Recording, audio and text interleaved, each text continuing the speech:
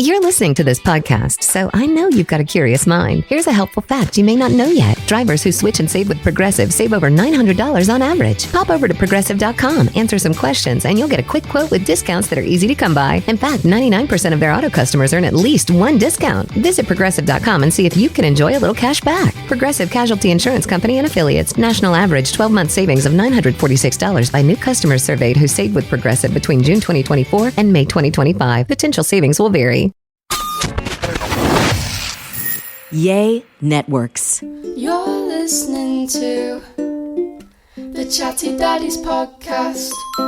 Welcome to the Chatty Daddies, everybody. See, there's one. I was going to count. Really? Yeah, I was just thinking I was going to do a counting thing. Well, there's 4 of us in this room, Trey.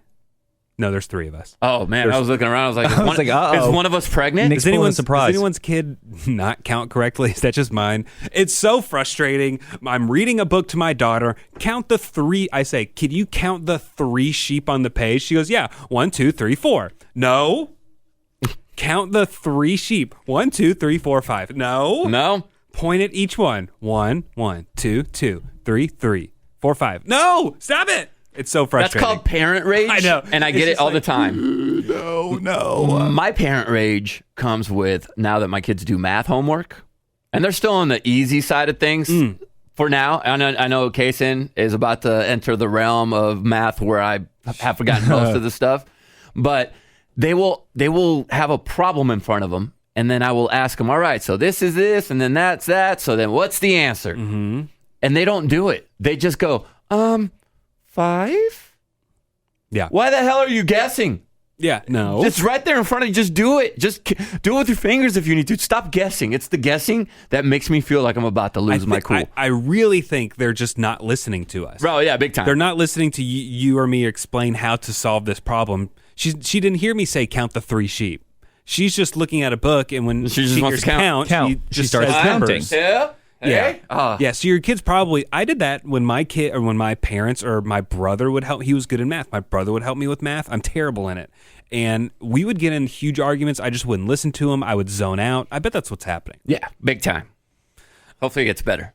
But this past weekend, fellas, a big thing happened that a lot of dads look forward to. Big thing happened in the Adams family. Took the kids to their first college football game. Ooh. Yeah, you did. They've never been to like a high school football game. I don't think they really know what football is. Sure, and you being the football aficionado that you are. Yes, love sports. Hold on 1 second, though, Nick. You said you went to a football game this past week, and did you go to your alma mater? I did not. So I went to Texas A&M. Okay.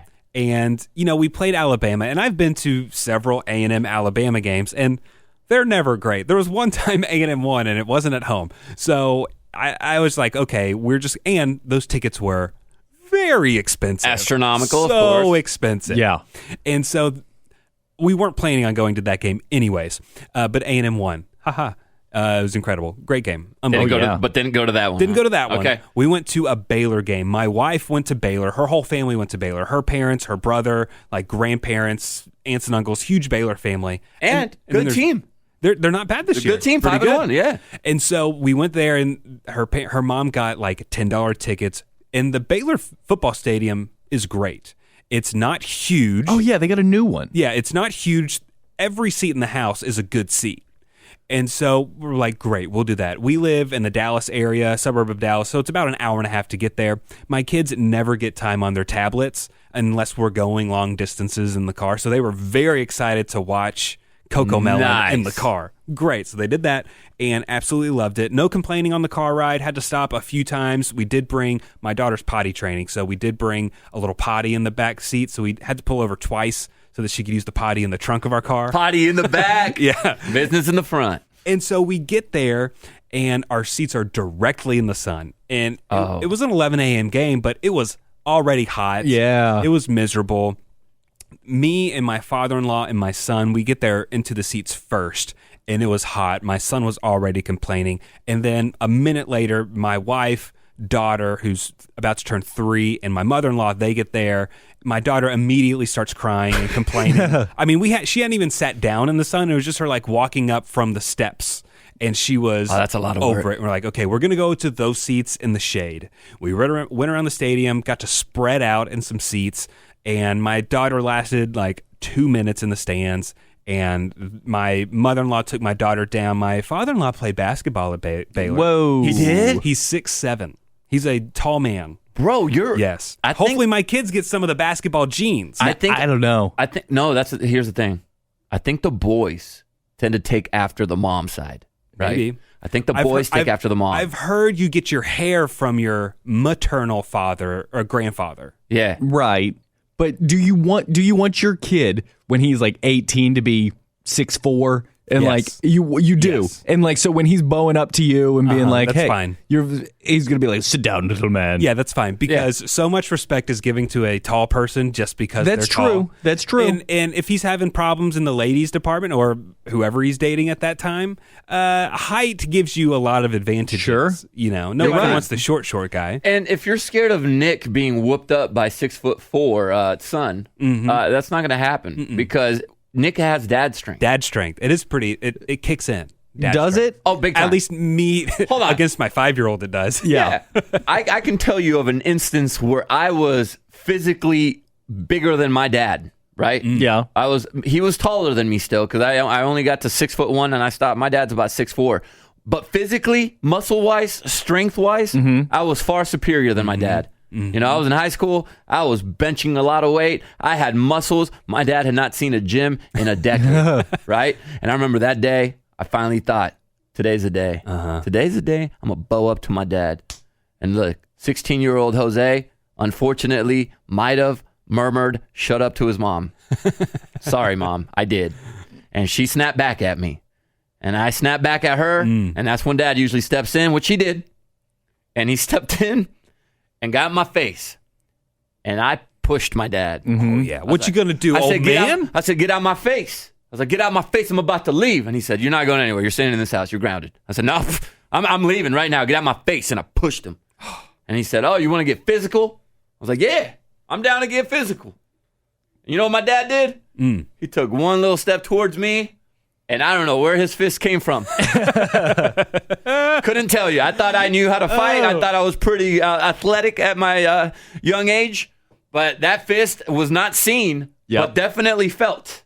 Where did it land? So take your hand and go right underneath where your pecs are, and you have that bone right there, and then go a little bit below that. So you like see on that your rib, soft when tissue, the top of the ribs, Right in the diaphragm. right in your diaphragm. Oh, that's the diaphragm. Right where that soft tissue is, right where you have no bone looking. Oh man, That is exactly ooh, where that does hurt. I just did it to myself. That is where I felt the force, fellas. You lose your breath.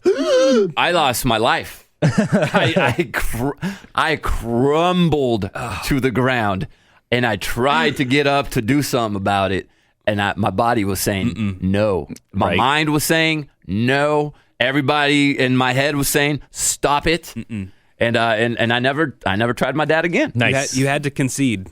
You win, Dad. And also my push.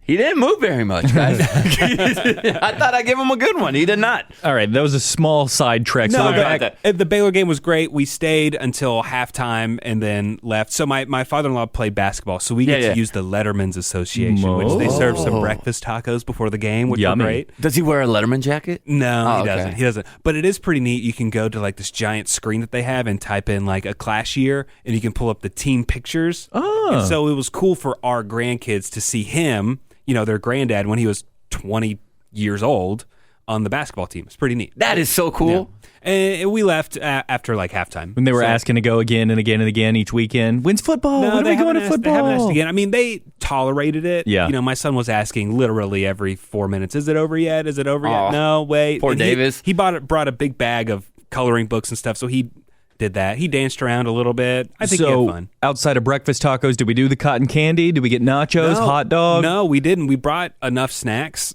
beforehand. They were kind of full. Like my son was fine eating some peanuts that he had brought in the stadium with him. And my daughter, she had enough, so they went down to the little Letterman's Club and she just ran around there and ate some cookies. So I saw on your Instagram that there was an essential. You were like, "Oh, bringing the essentials to the college football game," and it was a hat with some. I couldn't tell what was in the little hat. My son had a bucket hat, and it had like a little strap that you hold onto, and he was just carrying it and swinging it around. And inside were some tortillas. We just had breakfast tacos, and so he wanted to keep them, and so he ate like 3 tortillas in the stands. Love it. And he was totally fine. Nice. Look at him. And then, okay, sorry. So we're sitting there, and we're like, okay, it's lunchtime. We're about to leave. And we're like, okay, what does everyone want? They were like, a hot dog, a corn dog, whatever. So we go spend like $38 on like 2 hot dogs. Come back, they didn't eat a single bit of it. Not a single thing. It's like, so now I have to hose 2 corn dogs and a hot dog? Because you don't want to waste the money, of course. Yeah, that's how I am, too. So you better eat it or I'm going to eat it. I'm still shocked that Blair's dad's 6'7". That is wild. Yeah, he is. And, he hates it when people are like, how's the weather? Oh, it's so tall. Woo, woo, woo. It really bothers him. Can't wait to meet him and do that to him. Yeah. Yeah, seriously. But I did see a TikTok once of a really tall person. He was like, this is what I see.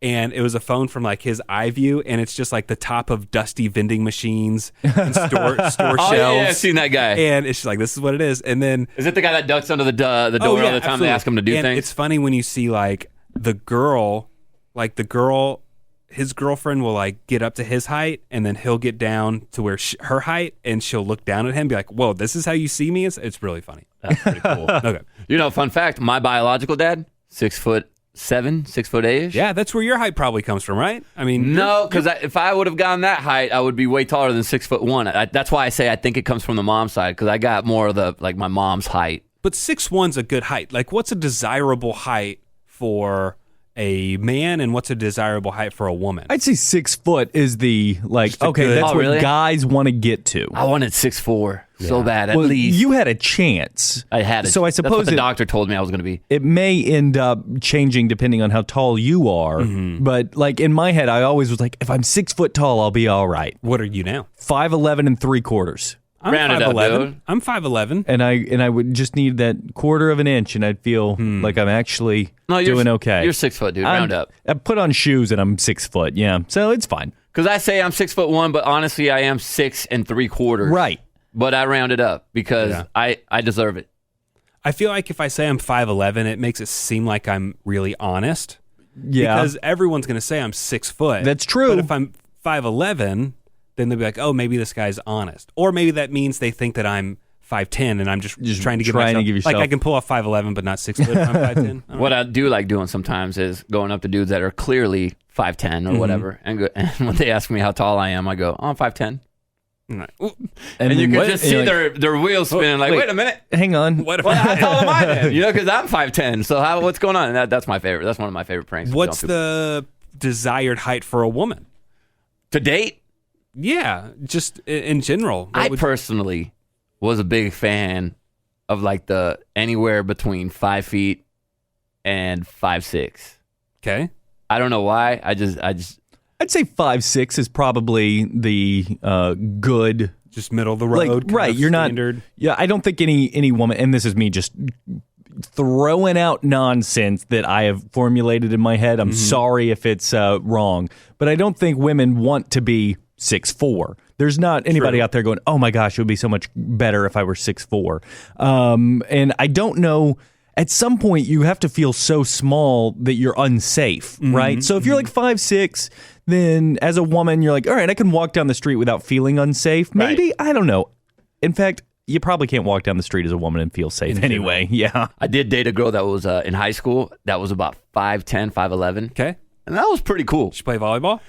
No, she was a dancer, actually. Okay. She was in the dance troupe. Yeah. And she was... The only issue was when she wore high heels or anything with a heel, she was absolutely taller than me. Mm-hmm. And I felt weird about it. And I know it's being self-conscious because she was beautiful and she was a really cool person and everything, but it was me feeling self-conscious about it that I was like, oh, man. Right. Did you climb her like a tree? No, I didn't climb. The hugging was cool, though, because it was like face-to-face hugging. So you were just, boom, right there. Like you didn't have to duck down or anything. It was just straight up, just hugging a girl. You know what's really important? What? Probably the most important thing in the world is being able to hear the chatty daddies clearly. Absolutely. Like with a really strong connection. Like a good audio quality is the best way to enjoy the podcast. Ah, yes. Can everyone talk in their deepest voice? If I were to talk in my deepest voice right now. Should we do a podcast in our deepest voices? It's just all of us doing James Earl Jones impressions. Is this even relaxing to anyone? Howdy, folks. Well, I'm just letting you guys know, if you, the listener right now, was listening to this podcast with your Raycon headphones on, you would have been like, whoa, the audio quality here is incredible. Those Seriously. voices sound great. We were talking about this before the podcast started of just how much we love these.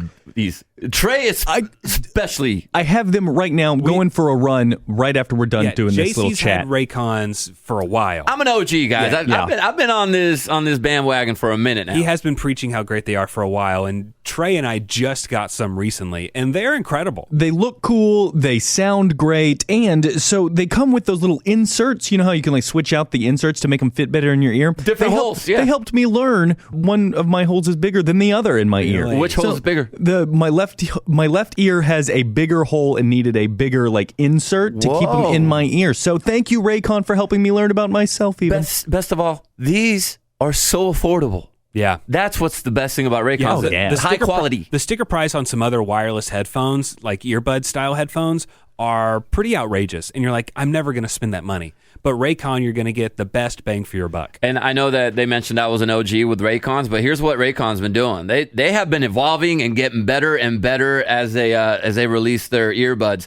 So the new everyday earbuds, they look, they feel, and they sound better than ever, which is why I had to buy the new ones. There's also an all-new awareness mode for when you need to listen to the surroundings, like around you, instead of just being like noise canceling or anything like that. It's a really cool feature. Raycons have 8 hours of playtime and 32-hour battery life, so it's going to be able to get you where you're going in style. You're going to be putting out the right vibes. Raycons, they're great. Yeah, they start at half the price of other premium audio brands, but they sound just as good. So right now, listeners can get 15% off their Raycon order at buyraycon.com/chattydaddies.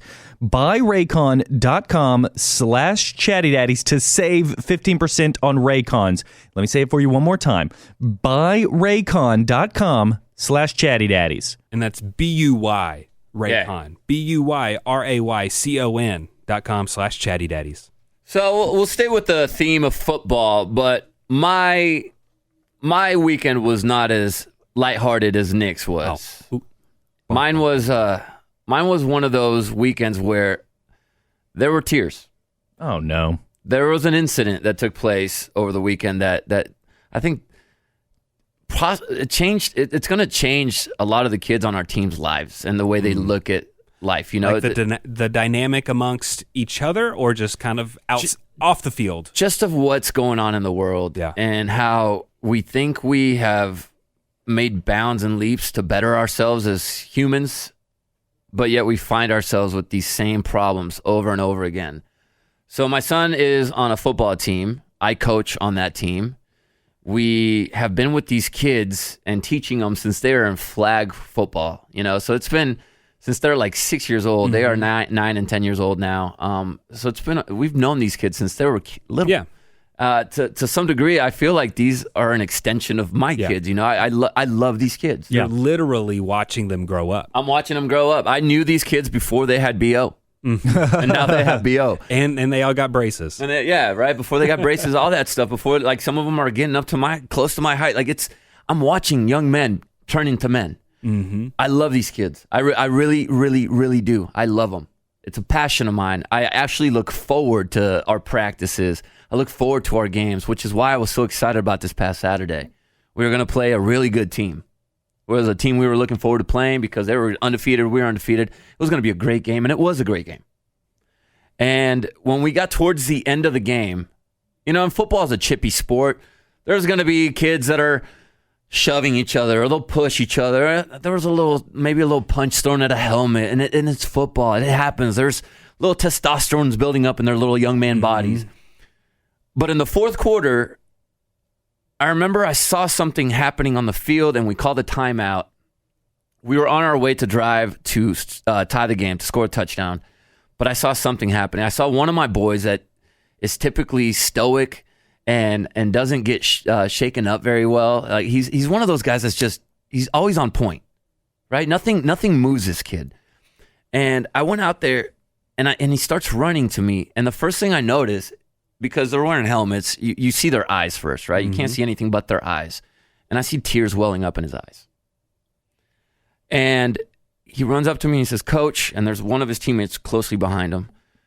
Coach,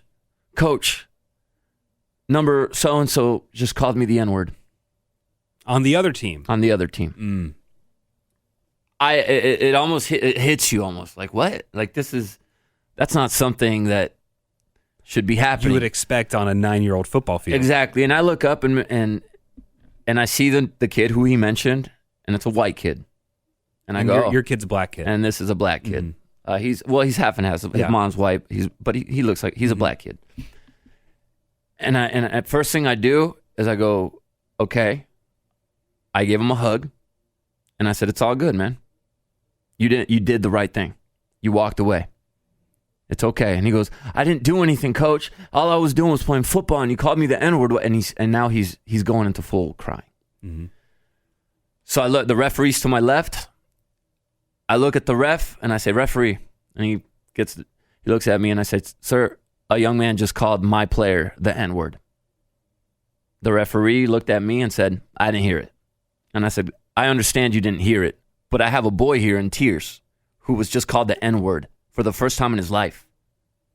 And he said, I didn't hear it. So our huddle is right there. Our head coach is trying to get our kids together. He still doesn't really know that this happened. There's a lot going on. There's a lot going on in the game. So I stop what's going on in that huddle, and I go, "Hold on. How many of you heard our boy get called the N-word?" And about 5 of our kids raised their hands. And the kid that was right behind him was the last one to hold his hand. And he said, I heard, I stopped him. I grabbed him because I didn't want him to hit the kid because he clearly looked mad. And I said, "Thank you for that." The referee's right there. I turned to him. I was like, "Sir, there was numerous kids on my team that heard it." The referee said, "I told you I didn't hear it." I said, "Cool, man.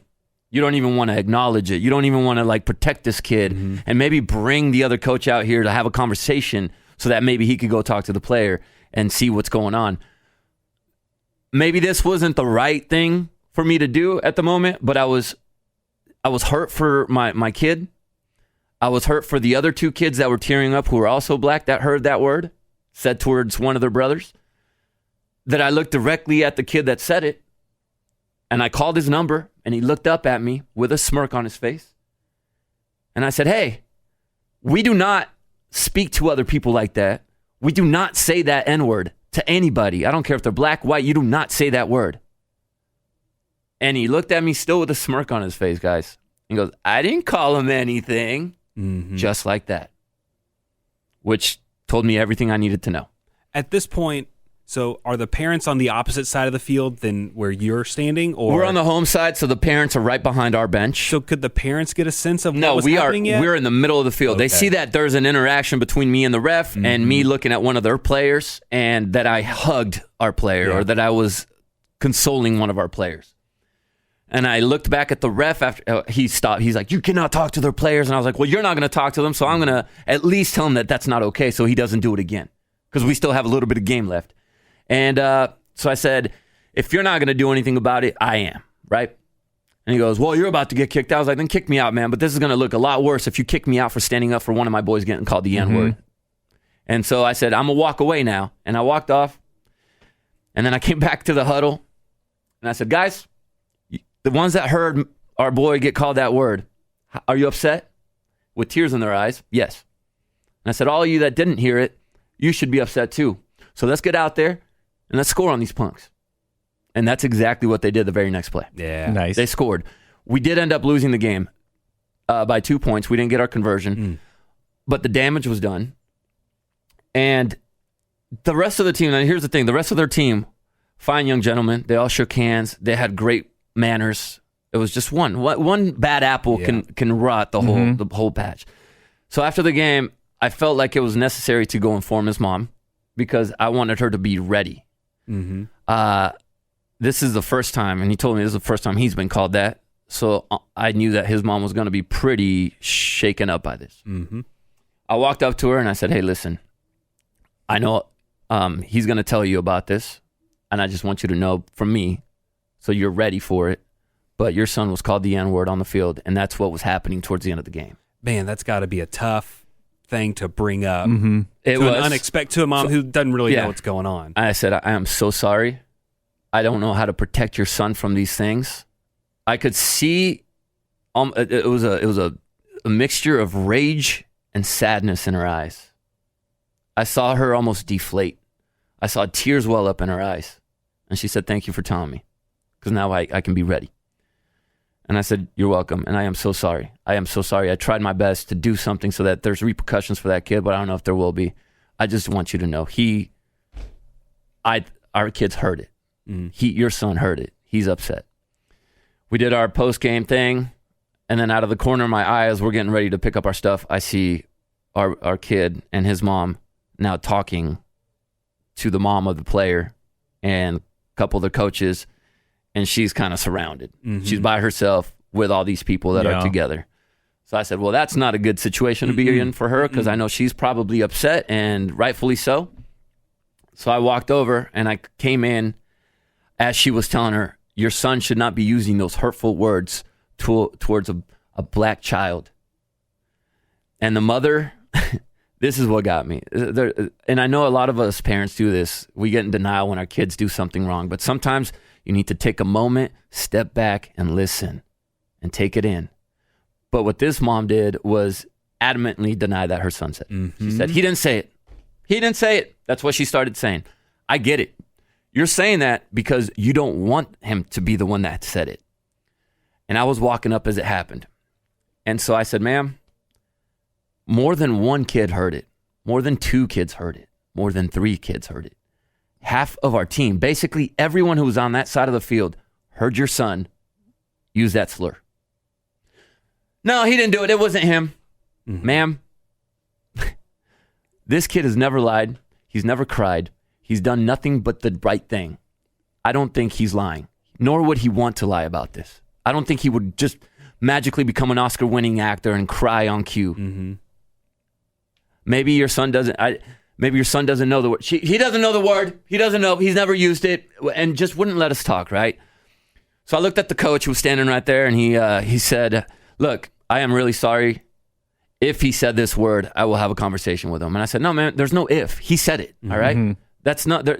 When you put if in front of something, when somebody tells you there's witnesses and it happened, you're diluting it. It happened. Just say, I will have a conversation with him in private. And here's the thing. Do I want this? Kinsey asked me this question because I wrote our league and I let him know about the incident because we should. And she asked me, well, what do you want to happen to this kid? My goal for this kid is not for him to be canceled. Again, remember, these are 9, 10-year-old kids. My goal is not for him to be canceled. My goal is for him to be educated because he clearly heard that word somewhere. Yeah. He might have not learned it from mom or dad. He might have learned it from a kid at school. He might have learned it from TV. He might have learned it from a song. And his parents have not had the conversation with him about that word. And that's understandable. What's not okay is for you not to take action and say, hey, let's nip this in the bud. Let's handle the situation. Let's make sure this doesn't happen again. Because when you ignore, that thing grows and it'll keep happening. And also, if your team heard it, his teammates heard it too. I'm sure a couple of his teammates heard it. So the people around him heard it too. And so if you don't take action on it, then that shows them that's okay. Mean it's okay. And he had black kids on his team, so I'm sure. I don't think the kid is racist. I don't think he hates may not black know the people. weight of his words. He doesn't know the weight of the word, but he definitely needs to know that that's not okay. Yeah. He needs to know that there are repercussions for using that terminology, and that he needs to know that that is an extremely hurtful word. Right. And look, a little trash talk is happening. I hear the boys call each other punks here and there. There's been a couple cuss words that we've heard from on the field. They're boys. I understand it. They're competing, but that just hits so hard. Yeah. And the one thing I do want to shine a light on is how he responded. Because if he would have grabbed that kid and body slammed him and started wailing on him in the stands, that would have looked like an aggressive young black man taking it out on a white kid after the play and being unsportsmanlike, right? It would have, the optics of it would have been against our player. Right. But I told him I would have absolutely understood. Yeah. I would have not been mad at him. I would have completely still had his back. I would have not reprimanded him. I would have just had a conversation with him, and I'm sure his father would have as well, that is not the way we respond to things, and hopefully he would have learned. but I would not have been mad at him. But because he responded the right way, because instead of solving it with violence and doing what most of us feel like we want to do, or that rage we feel, he turned around and came directly to an adult. He came directly to someone who he felt safe with and told him what happened. And because of that, that gave us a chance, just even the chance to still be in that game. Because if he would have gotten penalized out of the game, he probably would have been kicked out of the game next week. Our game would have been over that week, and we wouldn't have that real cool miracle touchdown that we had. I told him, you are the reason we still had a chance. And not only that, you are the reason those kids were fired up to go score on a team we hadn't scored on all game long. Mm-hmm. And the fact that his parents raised him to be that strong of a human at 9 or 10 years old is beyond me, because he handled that far better than some adults have handled it. And like I said, I totally understand when people respond the way they do when they're called that word, because I don't know how I would respond. I'm not in their shoes. Yeah, there's a lot of things that really sucks about this story. But for me, the whole time I'm hearing it, it's just the realization for a kid. You're watching these kids grow up, 9, 10-year-olds. You know, the world is constantly beating you down from the time you grow up, and slowly your innocence is taken away. Yeah. Slowly the world shows you that it's not all light and fluffy. And here's just one more thing that's just been chipped away, and they're seeing that the world isn't perfect, and they have to learn how to react to it. And that sucks to me. Yeah. It sucks that they have to deal with that. It sucks that it's a confusing topic for kids that don't really know the weight of words and stuff like that. Yeah. And it just sucks. It's just like you can see their innocence slipping away when terrible things like this happen. And I thought like maybe that would happen later on, not in 4th grade. And his dad posted about it on social media and said, ironically enough, I was the same age my son was the first time I was called the N-word. Mm-hmm. I thought to myself, man, like what's going on? It's like this cycle that's what made it hurt even more. Yeah. That it's like it happened to his dad at the same age as a young kid, and you don't understand why. All you know is that word is meant to hurt, and it does. And, you know, hopefully the kid that said it can get some sense talked into him, and he realized, because give him the benefit of the doubt, like you were saying. Maybe he was just saying a word that he knows is a bad word. He knows it hurts for some reason, but maybe doesn't know the full weight of it. I mean, I don't know. I'm honest. I used to say terrible things. As a kid, I never said like racial things, but I said some pretty bad gay slurs growing up until I was way older than I probably should have been saying. And starts in elementary school, and I'm with you on that. I did the same thing. Absolutely. Oh, that's gay. And I feel ashamed. And I didn't have any gay friends, but then I do, and I'm like, oh wait, this is hurtful. These are real people. This is a community of people that I should not be talking about like this. Yeah, but maybe that'll serve as a reminder, because maybe some of those kids maybe some kids on my team have not heard about the strength of that word, or what it entails, and that's going to have that conversation. I know I already had that conversation with my son. Yeah. And it came up because the word came up in a rap song, and we talked about this. Yeah. He asked, "What's that word?" Because it gets bleeped on the radio, but it didn't get bleeped. My bad. I accidentally played the unedited version. It happens. And I said, "Oh, that is an extremely hurtful word. That is the one word that if I ever hear you say, Kaysen, I will be so heartbroken." But in the song he heard, it was probably in a friendly. And he said, "Well, why is it said here? But it sounds." He did bring that up, and I said, in the hip hop community, I feel like they've taken that word that used to cause so much pain to the black community, and they took it and they turned the power on it. Mm-hmm. And so now it's a term of endearment that they used amongst each other. Yeah, they can use it. Yeah. And that's where I left it. And I said, but I don't want you to ever call anyone that word. I don't want you to even sing it in songs. I don't even sing it in songs. And he goes, okay. And so he knows that word. So he knew when it happened in the game, my son knew that when that word was said in the game, that it was not okay. Right. Absolutely not okay. Well, that's a heavy topic. It was a heavy one, man. I'm sorry. Unfortunately, parenting is like that sometimes. Right, and I don't think that we're going to solve it, but I think you handled it pretty well, JC. There's a lot of heavy stuff going on in the world. Yeah. The whole world can feel like it's on your shoulders sometimes. You can get overwhelmed, too much anxiety. Maybe you're just not feeling great about yourself and your own mental health. You can always go to our sponsor, BetterHelp, and they will do their best to get you back on track and help you with your own problems. They've got tons of licensed counselors for you, and you can message them at any time you start to feel a little bit of a twinge of anxiety, a little bit of grief inside your mind. And it's just an excellent resource to get your mind right. And look, if you're dealing with not just depression, but self-esteem issues, grief, LGBTQ plus matters, family conflicts, if you're feeling like you're having trouble sleeping, they can help you out with this. Or you dealt with some trauma, you can reach out to BetterHelp. I cannot believe how convenient this service is. It really is. You can connect with your own licensed professional therapist from your own home. You can sit on your own couch. You don't have to drive across town and sit on someone else's couch. You can sit on your own couch. You can have a video session. You can have an audio session if you don't want to have the face-to-face interaction.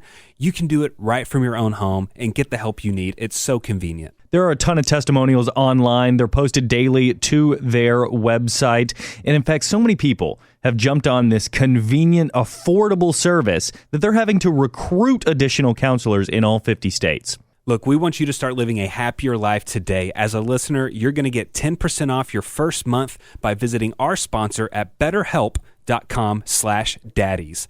Join over 1 million people who have taken charge of their mental health. Again, that's BetterHelp, HELP.com/daddies. So last week we were talking about inventions that dads create. Like just out of nowhere, JC made a retrieval stick to get a dead squirrel out of your attic. Yep. Incredible. And Duct tape. Duct tape on the end of a stick. MacGyver Chavez also made like a hand splint out of some random concoction of goods that he found at a CVS store. A soft cast so my son could play football, but also not be, with an illegal weapon out there on the field. He reinforced it with all this stuff and made it work. Cut some of his bed for the memory foam. I made it happen, people. That's a dad invention. Oh, yeah. That's what dads do. They just come up with some stuff. They never went to school for engineering of any sort, but they're piecing together tape, sticks, whatever they can find to make it where the problem gets solved. I know my dad would do this all the time. And I myself, another stick,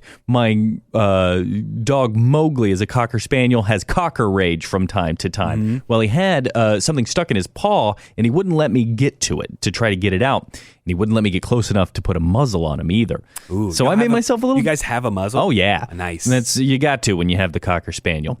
And so I tried to make my own little dog catcher stick where I took the broom handle and then I taped the muzzle onto the end of that broom handle and came up behind him trying to... right around his mouth. You hooked it? I hooked him. I never could get it to work. I spent about 45 minutes trying to make it work. But I should have just thrown some Benadryl at him and wait for him to fall asleep is what I should have done. But I sat there and I tried it.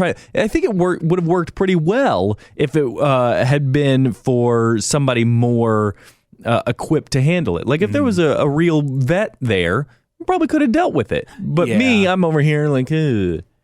I have one, and we've talked about it on this podcast before. I've even posted about it on our social media. Oh, really? But we have a double stroller.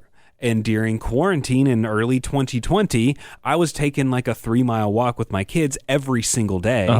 And they were always fighting each other, trying to take each other's snacks, kicking each other. So I took a big piece of cardboard and with a series of duct tape and zip ties, I put this divider in between them, and so they couldn't see each other, and so they couldn't interact with the other person, and it really helped. It was incredible. Do you still have it in there?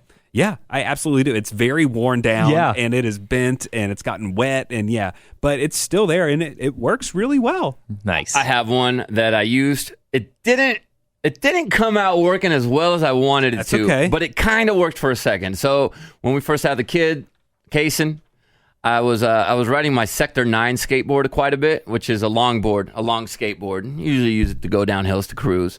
And I started realizing I don't like walking the kid around the block on the stroller. So what I did is I grabbed a broomstick, and with some duct tape, I was able to duct tape it to the handle of the stroller and all the way down to the skateboard.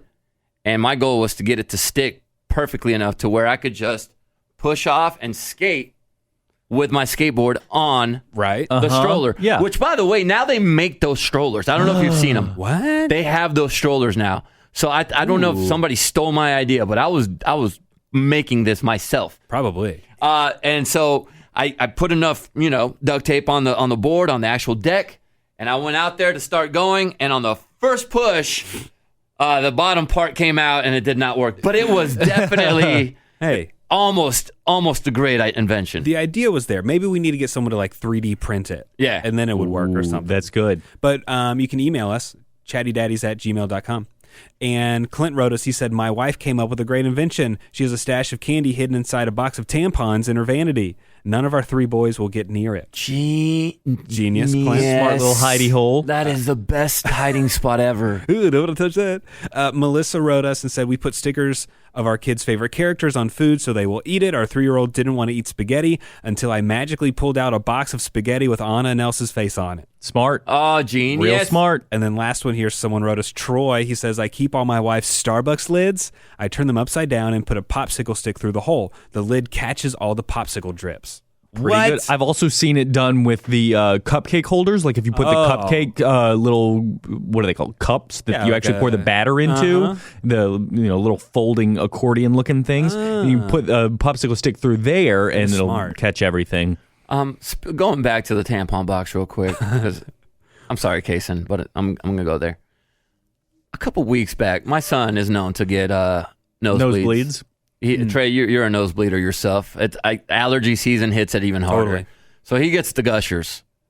And this dude came out of my bathroom with a damn tampon in his nose. He knew how to yes. use it. Yes. You need to check his search history. I'm on like, his what iPad. are you doing? First, he said it was on the box. So it shows you how to do the thing on the box, which is cool, man, because you can't follow my damn directions, but you can follow the tampon box direction. Number 2, how'd you know? How'd you know that was for blood? That was my second question. How did he know that it was like cotton and it would soak well? He said he heard Chloe ask Mommy what those were for. Mm-hmm. And Mommy gave Chloe a very, general explanation on how this is just to stop women with bleeding. Mm-hmm. And so he put 2 and 2 together. He didn't know where the blood was coming from. He just heard blood and stopping. And he said, well, then, this is way better than putting a piece of toilet paper in there, so let me try this bad boy out. I've never actually done the tampon up the nose situation. It didn't really fit as well as it could. It was a little too big for it, but it definitely absorbed. Sure. Did he go with like a regular one? Was it Ultra Flow? Was it? Yeah. I don't know all the different a pearl? flavors of like tampon. It was a pearl. I think Kinsey used it's a pearl one. Yeah. I mean, it's little. It was good. Look, I'm in my 30s and I don't go near those boxes. Oh, it's fine. No, it scares me. I used to get so embarrassed to go buy tampons for Kinsey, and then I thought to myself, why am I embarrassed? They know it's not for me. Right. Like, if anything, I look like an awesome dude right now. Right. I've never been asked to buy tampons. What's the weirdest thing to buy? Is it tampons, condoms, stuff from the lingerie store, the Victoria's Secret? Maybe personal lubricant might not be the... that's harder than buying a bag of apples. Right. That's a definite. You go through the self-checkout You guys, when you have lube. Did you guys ever in college? I thought this was my favorite thing to do with my buddies. When we'd go buy condoms at 7-Eleven. Poke holes in the condom. No. That's criminal, Nick. That is actually criminal. Oh, it's funny. He would, he'd get his box, and then I would go grab the magnums. And go right behind him. So he would be checking out with his regular. Right. And then I would have the magnums and go right after him so that the clerk would be like... And this clerk's looking at you like, this guy is lying. Yeah, probably. But I felt good about it because my friend would be like, really, dude? I bet cashiers have really great stories. Ooh, I bet they do. But just like stories that, it's like subtle things they pick up on. Like it's unsaid things that they're like, oh, this lady came in last week and bought condoms also. Now she's coming in again and buying them. Well, if there's a grocery store clerk, if there's somebody that's been a cashier out there and has some crazy stories, let us know. Something that I've always wanted to do. What? Well, this is just brainstorming for the Kid Craddock Morning Show and Chatty Daddies. Sure. But I've always wanted to do like, we'll disguise your voice or whatever. Yeah. But like, I just want secrets from any profession. I want a teacher to call us and like, I just want a secret. I just want gossip. Right. Like, tell us who's fallen in love with who's broken up with who. If you're a nurse, like tell us what you found in someone's body, what random thing they found. If you're like, I don't know, a tax accountant, like who hid so much money for 10 years? Like, I want to know just stupid gossip. I just want to know gossip from someone's like, can you believe Tina took Frank's muffin that was in the fridge? Like, I want to know that. I love regular people gossip. Just regular people It's gossip the is best. so great. Like, your mother-in-law said what to your sister? What? Yeah. I would love that. I love it. I like it. We do need to do some kind of phoner or something big for time. the morning show. Yeah. Or, I mean, we could do it on here too. I just think that the It wouldn't flow wide as well, range, but- right? The wide range from the morning show would be awesome. A bigger casting net right there. Oh, that's great. So that's a pre-brainstorming session on the podcast. Yeah. You get to see how the sausage is made once again. Look at Wow. that. Right. Hey, That's next 2 time- weeks in a row. Next time, try to remind me on our next podcast. I'll see if I can remember it. Hopefully, I won't forget. Try and remind me about how my we've talked about the dad tax. Yep. Where you like take a little nibble or of somewhat your kids fry because that's your dad tax. You bought it. Tell me. I want to tell you how that went really bad for me. Oh, really? It did? It did not go well. I thought it was going to be an easy lesson. It was not. And before I get the message saying that was JC's way of trying to, brag about his. No, I was buying them as a joke, so everybody knows that your boy is not using those things. Whip it out. Okay, it's just pretty. You know what? Okay. You'd probably go like, oh, Average, yeah. Again, my dad listens to this, but I'll tell this story. Okay. oh no, what? One day in high school, I think it was like during lunch or something, and you could just at our high school you could just eat in the hallways, just like sit on the ground and eat. Yeah, so not same. just in the cafeteria. Yeah, same. okay. So and it was kind of fun because like different sections were like the cool people, the theater kids, whatever. Anyways, a guy was walking through and he was playing a joke. He like let his backpack unzip and like empty out. And he just had like 100 condoms in his backpack. I don't know where a 17-year-old kid got all these condoms, got- but he got they plugged. were all Magnums. And so I took one and I was like, I want to see what this is like. And it was just enormous. Yeah, like it's- it was just like it fit over like my entire arm. Right. I was like, what is that? They say most guys don't need it. By the No, way, they nobody. just buy it. It still will fit like a regular one. It's just it has more material, right, for those that do need it. But they Right. say there's a small percentage of the population that needs it. So the fact that we're buying them is just because we want to make ourselves feel like we need it. 100%. Hey, if anyone's listening, they want to press someone, maybe buy a box of Magnums and then buy your regular ones, but put them in the Magnums box. So like you show, be like, hey, baby, Was good. get it out of the box over there. Yeah. Oh, that is actually pretty genius. Smart, dude. smart. Hey, if you need a Magnum XL condom, hit us up on all of our platforms. You can leave us a message. You can hit us up at the Chatty Daddies on Instagram. All that good stuff. We'd love to see it. The Magnum ice cream bar, though, hashtag not an ad. That's Pretty good. Pretty good. All right. Yeah. See you next week. The Chatty Daddies Podcast.